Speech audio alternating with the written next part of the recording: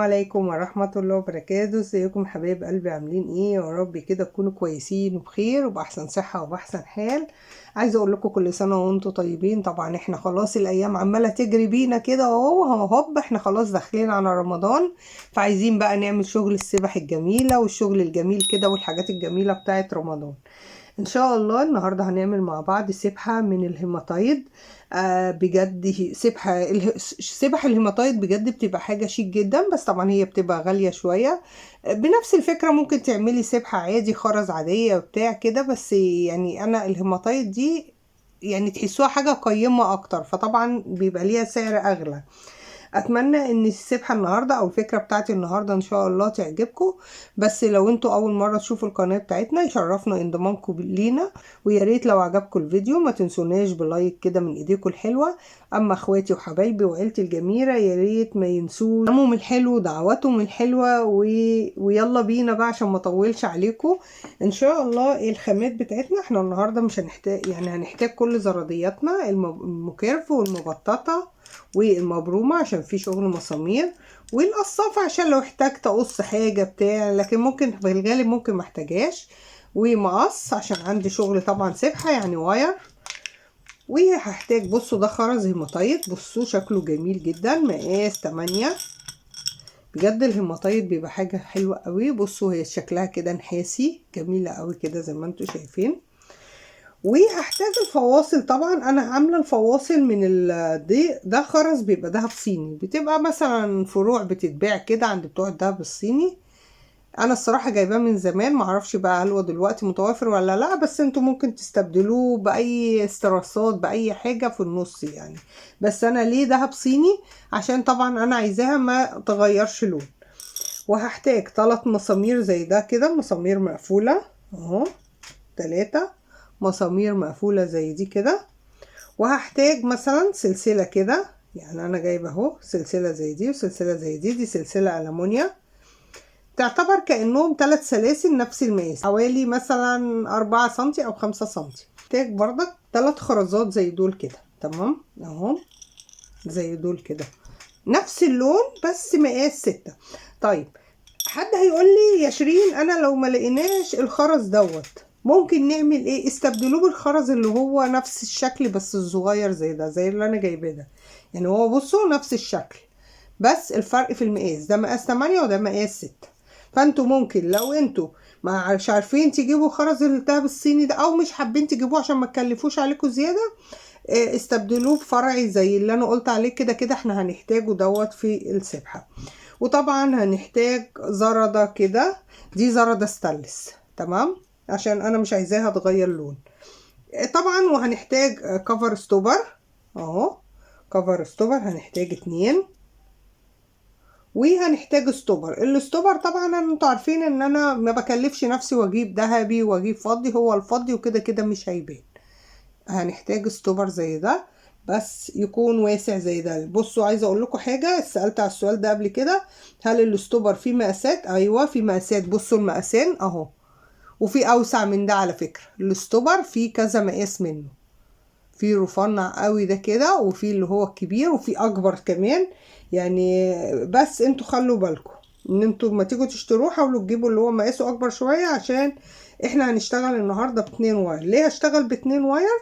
اهو هنحتاج واير زي ده كده. ليه هشتغل ب2 واير؟ عشان انا عايزه السبحه بتاعتي تكون يعني الهيماتايت تقيل شويه، ويعتبر كانه الخرزه حاميه، الحجر بتاعها حامي شويه ناشف، فلو وايره واحده هيقطمها بسرعه. فانا هشتغل على 2 واير، فانا هاخد الطرفين كده، انا هفتح الطرفين بتوع، لو طبعا انت عندك بكرتين واير تمام اشتغلي بيهم. طب لو ما عندكيش افتحي الطرفين زي كده، تفتحي الطرف من هنا، ده اللي هو الاساسي بتاعنا اللي احنا شغالين بيه، وده اللي هو بيبقى في اخر السبحه في اخر البكره. يعني انا سحبت الطرفين، طبعا الطرف اللي سحباه ده هيبقى ماسك نفسه لكن ده هيقعد يجري معايا، فانا هثبته كده في الفتحه بتاعه الواير بتاعتي. هنبدا بقى نسمي الله ونصلي على رسول الله، اللهم صل وسلم وبارك على سيدنا محمد وعلى اله وصحبه اجمعين. نبدا بقى الشغل بتاعنا، بسم الله الرحمن الرحيم. ده ماشي. هنعمل ايه؟ هندخل الخرز بتاعنا خلاص. 1 هندخل قد ايه اهو، 1 2 3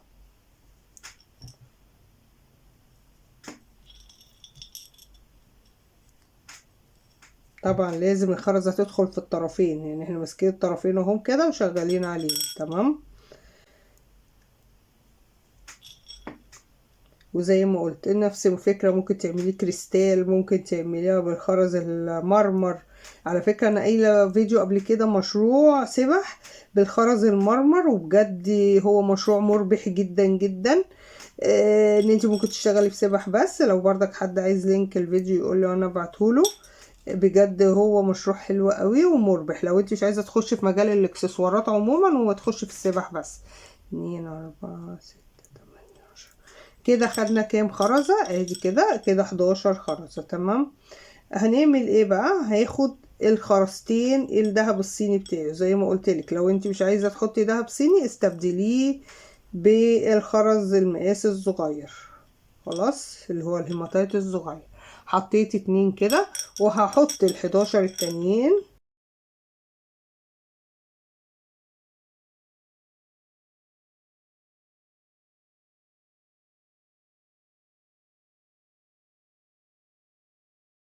الفصيلين التانيين برضك اللي هما الذهب الصيني بتوعي كده اهو.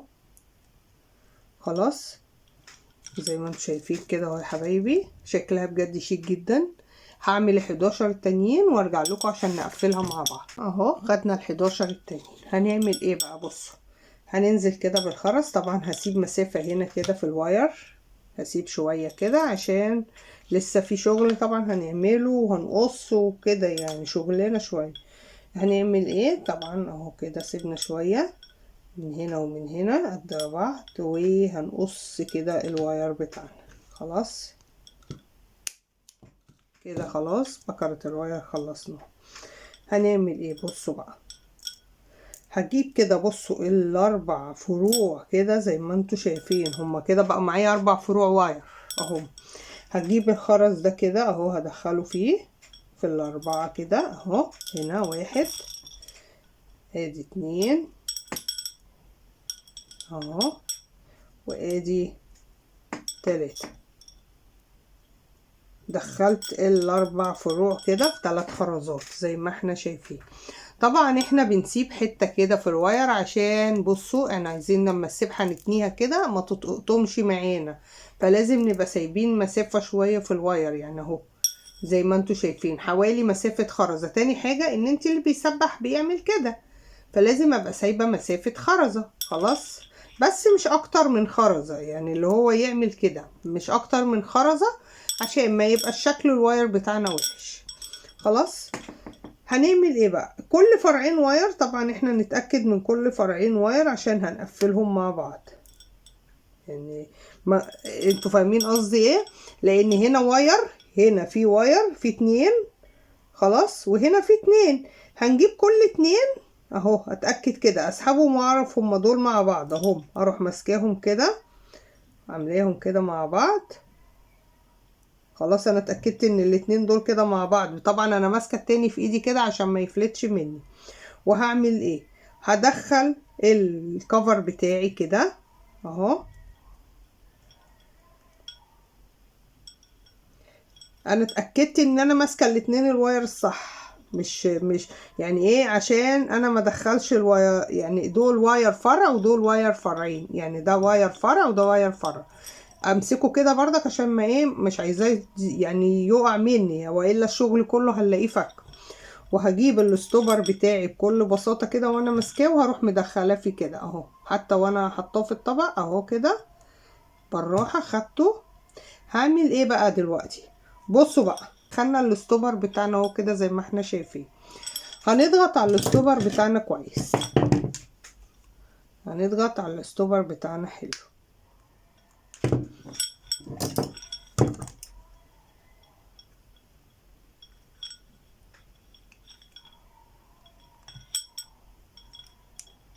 نتأكد ان الستوبر بتاعنا ما بيخرجش الشغل منه.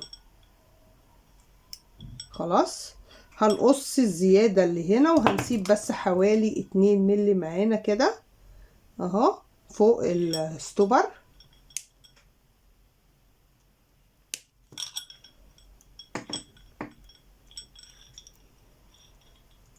ونسحب الفرعين التانيين. خلاص، بس نقفل الكفر بتاعنا كده، نقفل الكفر بتاعنا الاول اهو،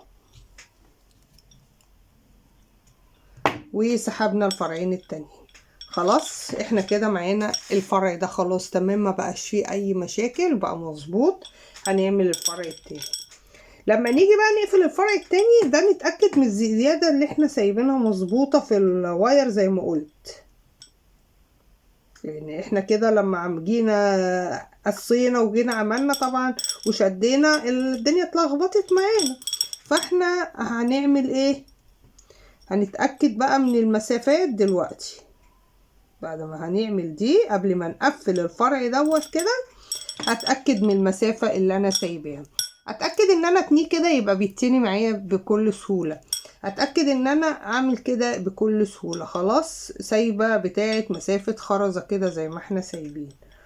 نعمل ايه بقى؟ ننزل الكفر بتاعنا كده بكل بساطة تحت اهو. اقفل الكفر بتاعي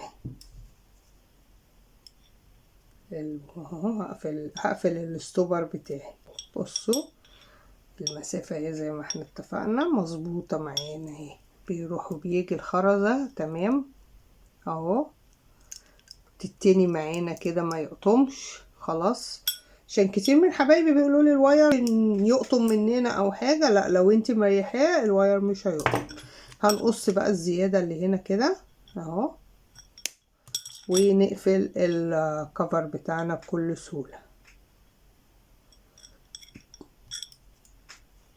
خلاص كده تمام. هعمل ايه بقى؟ الزردة بتاعتي اللي انا قلت عليها الستانلس دي كده هفتحها، وهاجي هنا كده في الكفر بتاعي وادخلها الناحية دي والناحية دي عشان تجمعيهم الاتنين مع بعض. هنعمل ايه بقى؟ بصوا، انا فاتحة الزردة بتاعتي، السلسلة بتاعتي انا هخلي ناحية طويلة وناحية قصيرة فيها. انا هخلي ناحية طويلة شوية كده اهو. بصوا، في فرع اطول من فرع كده، والسلسلة التانية خدتها كده اهو اهو. دخلناهم التلاتة كده في الزردة، وهنقفل الزردة بتاعتنا. ما عندناش زرد كتير ولا شغل زرد كتير، اتأكدوا ان انتوا قافلين الزردة حلو كده اهو. مفيش، بصوا بجد جميلة. بصوا مفيش حاجة هتغير معاكي غير الكفر. لو عرفتي تلاقي كفر ومسمار ستانلس تمام. الصراحة انا ما بلاقيش يعني، ولما لقيته قبل كده غير مني برضك، فانا بعمله كده على طول. اطليه بس بمقوي اظافر او حاجة عشان مدته تطول شوية. هنحط كده الخرزة اللي هي مقاس 6 في المسمار ده كده، هنقص بس سنة منه عشان حاسه انه طويل قوي اهو. وهنعمل ايه؟ هنتني المسمار بتاعنا كده، هنحط ال3 خرزات بنفس الطريقة ونتني المسمار بتاعنا كده ومش هنقفله. ال3 خرزات هنعملهم بنفس الطريقة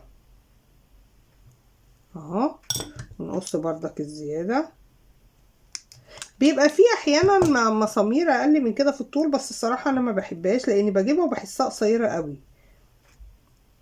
انا بفضل ان اجيب ديت اللي هي حوالي سنتي ونص دي كده، واقص الزيادة احسن. لكن في اقل من كده الصراحة يعني انا بحسها صغيرة قوي. يعني هما بيقعدوا يقوحوني ويقولوا لي لا دي حلوة في الشغل، بس الصراحة انا ما بحبهاش. فخليكي في المقاس ده حلو قوي كده. تنينا المسامير كلها وما قفلناهاش اهو. هنعمل ايه بقى؟ هنيجي هنا كده في الطرف بتاع السلسلة وفي واحد منهم كده، وهندخل الخرزة بتاعتي. طبعا لو انت عندك لعب او دلايات كده شكل هلال وشكل حاجات، بس حاجات يعني ما تغيرش. لو هتغير اعملي زي كده، حطي خرز احسن، فاهمين؟ عشان ما تغيرش لون. لان انت مش هتعملي سبحة ما شاء الله مكلفاها الشيء الفلاني وتروحي جاية في حاجة بسيطة ومبوظة الدنيا. طبعا السلسلة بتاعتي ألمونيا ما بتغيرش لون. فعشان بس حد ممكن يقول لي طب ما انت السلسلة 20 هتغير لون. لا يا حبايبي، سلسلتي ما بتغيرش لون، سلسلتي ألمونيا ما بتغيرش لون. اهو كده. بجد بجد يعني سبحة شيك جدا، قيمة قوي. انا عاملين برضك في القناة يعني فيديوهات يعني افكار حلوة قوي للسبح برضك قبل كده كتير. يعني انتوا هتلاقوا في قوائم التشغيل حاجة كده مكتوب فيها مثلا السبح، خلاخيل، مش عارف ايه. هتلاقوا في قوائم التشغيل الموضوع دوت، ادخلوا عليها هتلاقوا السبح، هتلاقوا افكار كتير للسبح. انا عاملة افكار سبحة مع ميدالية في نفس الوقت. بصوا السبحة بتاعتي حلوة قوي كده زي ما انتوا شايفين، جميلة قوي. دي ما بتبقاش رخيصة لان دي معروفة انها هيماتايد، والهيماتايد معروف انه غالي شوية. اتمنى ان الفكرة اللي عملناها النهاردة ان شاء الله تعجبكم، ورمضان سعيد علينا وعليكم جميعا، اللهم امين يا رب العالمين. ودلوقتي اقول لكم السلام عليكم ورحمة الله وبركاته.